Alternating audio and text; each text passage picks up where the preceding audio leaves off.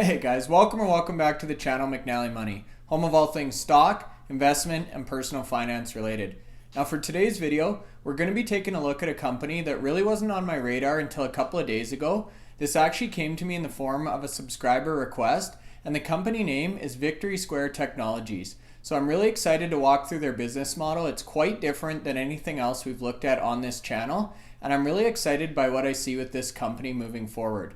Now before we get into it, please take a second to smash that like button. It's 100% free to do and it helps me out in a huge way. If you're not already subscribed to the channel, McNallie Money, please take a second to do so. And let me know in the comment section below what you think of this analysis, the company in general, and if you're currently holding any shares of Victory Square. Now without further ado, let's roll the intro clip and get into today's video.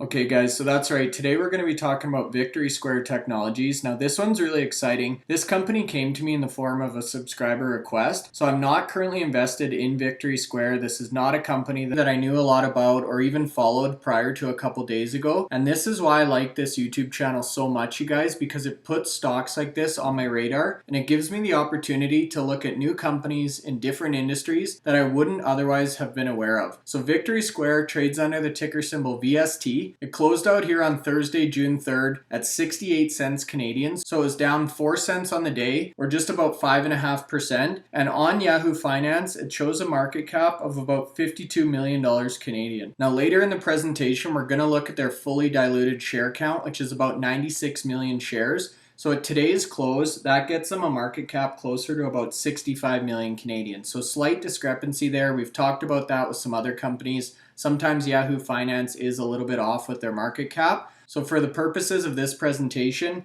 I'm going to have that $65 million Canadian number in mind in terms of Victory Square market cap. Now I did want to pull up the chart before we do a deep dive on this company. I'm going to look at a 6-month here and you can see more or less they're relatively flat. So if we go back to December of 2020, they were actually trading exactly at 68 cents on the 7th of December, which is exactly where they closed out today. Now they did have a spike up here in February and they actually closed out February 22nd at $1.20 Canadian. So they have had a reasonable pullback in the last couple of months, which I think may present a very good buying opportunity for this company. Now in terms of support levels, you can see the 72-77 cent kind of range was support. Now we have broken through that today, and from the looks of things here, the next major support is going to be right around 66 cents. So it will be interesting to see if we stay above that, bounce off 66, or if we continue to downtrend. But either way, I'm going to be watching this company because I'm definitely excited about what they're doing. Now for those of you who aren't familiar with Victory Square, we're going to do a deep dive on the company throughout this video, but essentially what Victory Square does or has done is assemble a portfolio of different companies. Some of them they own 100% interest in, some of them they don't, but they really look to find up-and-coming businesses in very innovative fields or industries that they can really work with, scale, and then monetize. And sometimes that's in the form of an IPO, sometimes it may be a merger or acquisition type of opportunity or buyout, but whatever the case, this company is really focused on generating positive ROI on these various different business units or companies that they invest in. And for me, this is really interesting because it provides a direct way to invest in a well-diversified group of companies that I wouldn't otherwise have access to because they're not publicly traded. Not to mention, a lot of the industries that these companies operate in are extremely high growth. They're very future forward,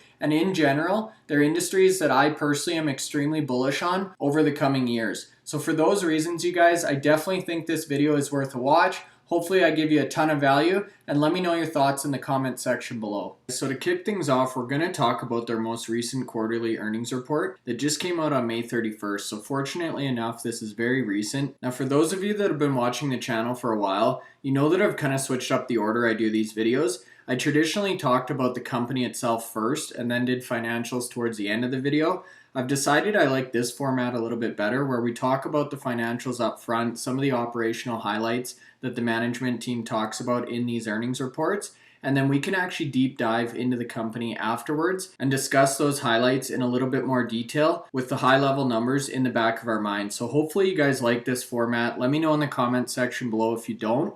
but this is how we're going to structure this video as well. So we're going to talk about their earnings, then we're going to look at what Victory Square actually does, their operations, their business model, and then I'm going to give you guys my price target or my prediction on this stock moving forward. So what we have here in front of us is their Q1 2021 earnings report. Now what was immediately noticeable and interesting to me about this one is they actually report net income as their overall metric. So if you scroll down here, you can see the bullet points from the financial highlights section are adjusted net income of $5.15 million, adjusted basic earnings per share of 6 cents with diluted earnings per share of 5 cents, and then the company's cash balance position of just about $10.2 million. So what was interesting here is when we're looking at a lot of the MJ companies, they would talk about top line revenue, and that was actually missing from this article on Yahoo Finance. So I'm going to talk about that in a second here, but I did want to go through some of the metrics that Victory Square has highlighted or laid out for us. So adjusted net income of $5.15 million. This is actually Victory Square's 5th consecutive quarter with both positive net income and earnings per share, which for me was really impressive considering this is an up-and-coming company and a relatively small market cap. And the CEO, Shafin Tenjani, really talks about that in his commentary here. So Q1 2021 was once again an excellent quarter for Victory Square, in which we achieved a record 5th consecutive quarter with positive net income and earnings per share, which we just mentioned, demonstrating the power of our diversified portfolio during these challenging times. In addition to closing the acquisition of Hydrite, we closed oversubscribed financing for FanSuite and Game On, completed a $6 million sale of our software, and actually issued a share dividend. So the company is really firing on a lot of different cylinders here, you guys. Now, as mentioned, this is a unique business model. They really own a conglomerate or portfolio of other companies, whether they're wholly owned subsidiaries or just portions of other companies. And we're really going to explore this in more detail and look at a few examples of these holdings or companies towards the middle of the video here. Now, a couple of the business highlights I also wanted to discuss. Number one is actually a share buyback program. This is the first bullet point here, and if we click on that article, you can see that Victory Square now has the option to purchase back up to 5% of its issued or outstanding shares between January and December of 2021. So this is phenomenal to see as an investor. Number one, it shows that they have the funds to be able to buy their shares back. Secondly, it shows that they feel like their company is currently undervalued. And third and final point is every share they buy back actually increases the earning per share on the remaining shares in the ecosystem. So share buybacks are an awesome thing, you guys. I'd love to see these with any of the companies that I invest in or I'm thinking about taking a position in. Now, if we jump back to the business highlights here, you can see a number of financing activities. So FanSuite actually closed a $13.4 million oversubscribed private placement. Game On completed an oversubscribed financing round of $5.8 million. And Victory Square actually completed the $6 million sale of their VPN platform to Cloud9 Web3 Technologies, which we're going to look at later in the video here. So a number of big announcements during the quarter here, you guys. Some great earnings for the company, and considering this is a 70-cent company, to see they have adjusted earnings per share of 6 cents is truly impressive and really caught my attention about this stock. Now, one thing I mentioned on the prior slide was this company actually reported net income rather than talking about revenue. So I went into Cedar here and I actually looked at their interim financial statement for Q1 of 2021. And we actually take a look at the financial statement. You can see they did record $137,000 of top line revenue. But what's interesting about this business model, because they own other companies or portions of other companies, they actually derive most of their income from share-based payments of these subsidiaries. So if you scroll down on this document, you can see here under the operating activities line, net income for the period comes in at $2.36 million. Now the key word was adjusted net income. So if you look a little bit further down, you can see the share-based payments came in at about $2.5 million. So that adjusted net income actually backs those share payments out. And that's how we get closer to that $5 million number that we just saw in that earnings report. Now, if you continue to scroll down under section 8, you can actually see the various investments that Victory Square holds and their estimated or appraised value as of March 31st or the end of last quarter. Now, they compare this to December 31st of 2020, and you can actually see which investments have gained or lost value quarter over quarter. Now, this is really interesting to see that the total value of their portfolio has jumped to about $36 million versus about 29 million 3 months prior. So they are definitely making some big strides here, you guys. And the value of these various components or subsidiaries is really what drives or contributes to the overall value of Victory Square as a company itself. So I thought that was definitely interesting. It's really unique compared to anything else that we've reviewed on this channel. So I wanted to take a deeper dive into the CEDR filing to just explain that difference between top line revenue, net income, and how these various components of Victory Square really fit in with one another. So shifting gears, we're going to jump over to the Victory Square website itself. Now, as you can see, they're really looking to build the next generation of tech giants, and that's what they hope to incubate or foster through these various investments. And as discussed in the opening, this is really a viable alternative to getting early stage access to some of the next unicorns or billion-dollar companies before they come on the public market and are available to invest in as standalone entities. And if you scroll down here, you can see Victory Square Technologies feels like their sweet spot is in cutting edge tech that's shaping the fourth industrial revolution, which we're going to look at what they mean by fourth industrial revolution in a second here. Their portfolio consists of 20 global companies, which are focused on AI, artificial intelligence, VR or AR, so virtual reality or augmented reality, and blockchain technology that are really looking to disrupt various sectors ranging from fintech to insurance to health and even gaming. Now, in terms of what they do differently with these startups or for these startups, Victory Square has really tried to differentiate themselves as not just another angel investor or investor with real skin in the game. We're committed to ensuring each company in our portfolio succeeds. Our secret sauce starts with selecting startups that have real solutions, not just ideas. And we're going to look at how they map out that decision-making process in a couple minutes here. They then pair these companies with senior talent in the product space, engineering, customer acquisition, and more. And then they take a step back and really allow these companies to build, innovate, and disrupt in their specific field. And they believe over a 24 to 36-month period, they'll be able to scale this business and really start to monetize the concept, which may or may not include bringing the company public. Now, before we get into the business model in more detail, I did want to take a look at the CEO, Shafin Tajani, which we mentioned a couple slides ago. Now, this is really interesting, you guys, here. He really does sound like a tech guru or a Silicon Valley type of personality. And when I read his bio here, it really reminded me of a Mark Zuckerberg type of person.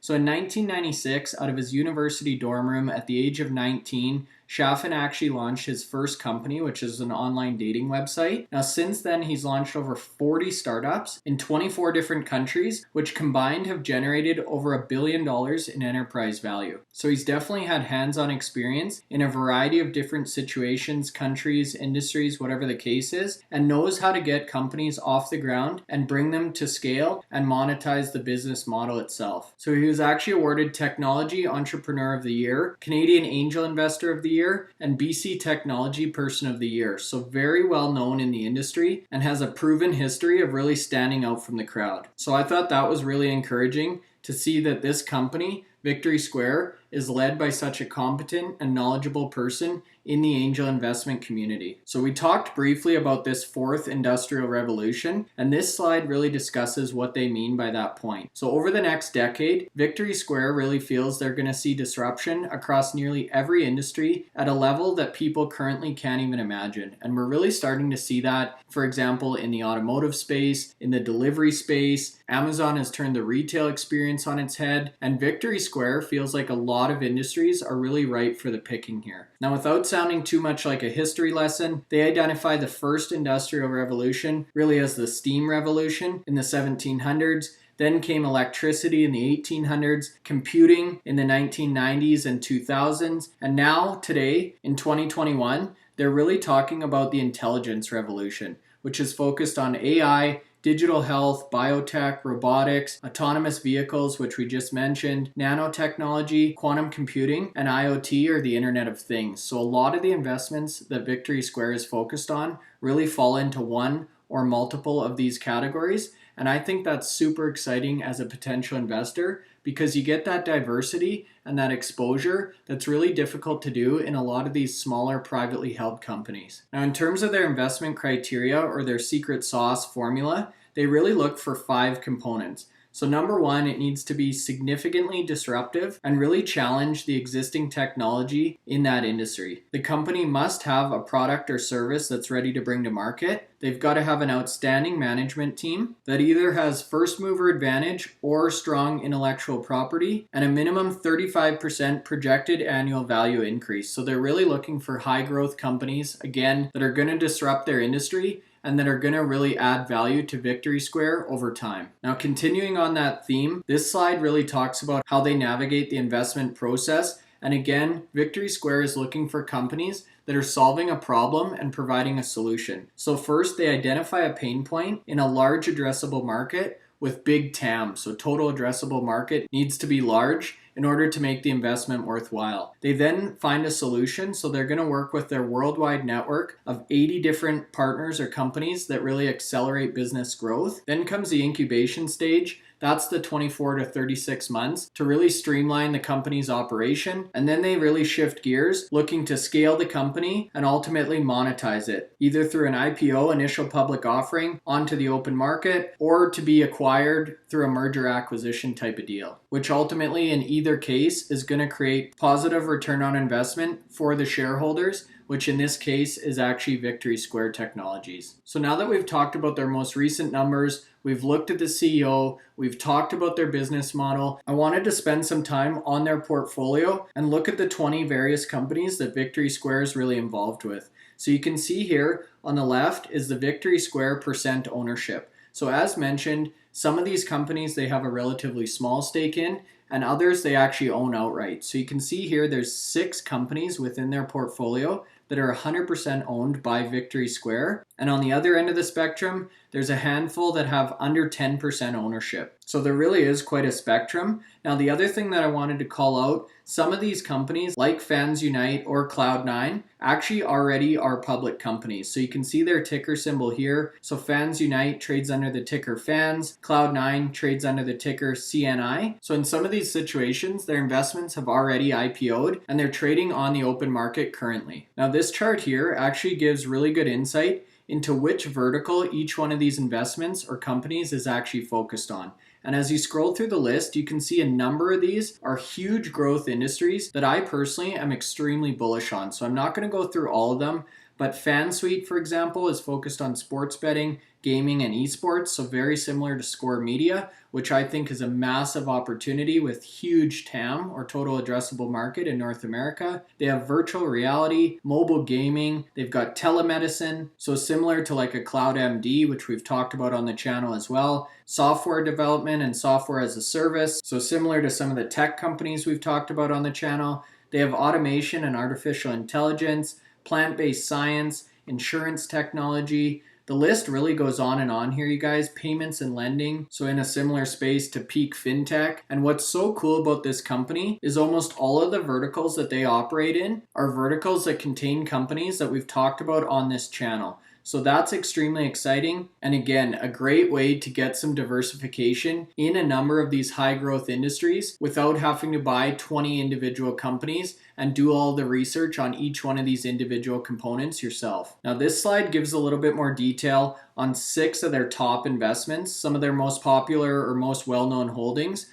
So Fans Unite is one that really caught my attention. They're really focused on building the infrastructure associated with global blockchain-based sports betting. So they're really combining blockchain technology with the sports betting world, which are both areas that I'm extremely bullish on in the next couple of years. They have Immersive Tech, which is really a leader in creating team building, corporate training, and brand engagement activations. So they've worked with companies including Intel, Capital One, Snickers, so very reputable and well-known brands. They have Game On, which is really focused on interactive social experiences related to sports, TV, and live events. Hydrate, which is really revolutionizing the approach to accessible health and wellness for anybody, anywhere. So remote medicine or healthcare. The list really goes on and on here, you guys. But the point is, Victory Square has a keen eye for identifying high growth businesses that are really in their infancy stage, taking them in-house, working with them, incubating them, providing them support, and then bringing these businesses to scale to provide meaningful profits or return on their initial investment. Now, as you guys know, I love to take a look at insider ownership, so I had to throw this slide in. Currently, this company has about 26% inside ownership, meaning 1 in every 4 shares is actually held by an insider, which to me is a fantastic sign. This, in combination with their share buyback program, are really encouraging as a potential investor. So I wanted to make sure I spent a second on that for everyone watching this video. And then the final slide here, you guys, really talks about the 5 top reasons that you should invest in Victory Square Technologies. So number 1 is obviously opportunity by getting access to a lot of these high growth companies. The reach, so Victory Square is able to get unparalleled access to a lot of these technology startups through their network and accelerator partners around the world. Positive short-term catalysts really has to do with a lot of the bullish sentiment around a lot of these verticals. The proven team and track record. So as we talked about, the CEO of this company has an extensive history with startups and taking companies public in a number of countries all across the world. And then the 5th point here is really traction. So a proven track record with 500% growth over the past 2 years. So this slide really does sum things up quite nicely, and that's why I wanted to end on it here, you guys. As mentioned, this company was passed to me by one of my subscribers. I hadn't heard of Victory Square prior to a few days ago. And as I did my research on this company, I really started to like what I saw. Now, we've talked about a lot of these verticals on the channel in terms of individual companies, like Peak FinTech, for example, but Victory Square really offers a one-stop shop in terms of a way to diversify your investment across multiple different businesses in multiple different industries with the confidence that this leadership team is really looking out for your investment. And for that reason, I really do see myself taking a position in this company moving forward. Now, in terms of share price and my preferred entry price, they really are hitting support around that 70-cent mark. If they are to break through that support level, it looks like around 50 cents would be the next stop for this company. So I think I'm probably going to watch it for a couple of days or a couple of weeks here and see what happens, whether or not they bounce off that 70-cent support line, and then decide when to enter this stock based on that outcome. Now, as always, I will keep you guys posted on if and when I do decide to take a position in Victory Technologies. In terms of my share price target, it's really difficult to do for a company like this that holds a number of these assets, because it really only takes 1 or 2 of these individual holdings or companies to absolutely take off or get acquired to really see some big upward movement in Victory Square share price itself. So I'm not even going to attempt to take a stab at predicting their future price, but what I will tell you is based on what I've seen here, this management team knows how to pick winners, and I'm really confident in the portfolio of companies that they've assembled and feel like there's definitely going to be some big winners among the bunch over the next couple of years. So that's it for today's video, you guys. As always, leave a comment in the section below on what you think of this analysis, Victory Square Technologies, and if you're currently holding any shares. If you're not already subscribed to the channel, McNallie Money, take a second to do so. And don't forget to smash that like button, you guys. It's 100% free to do and it helps me out in a huge way. On a final note, thanks so much for watching and have a great rest of your day.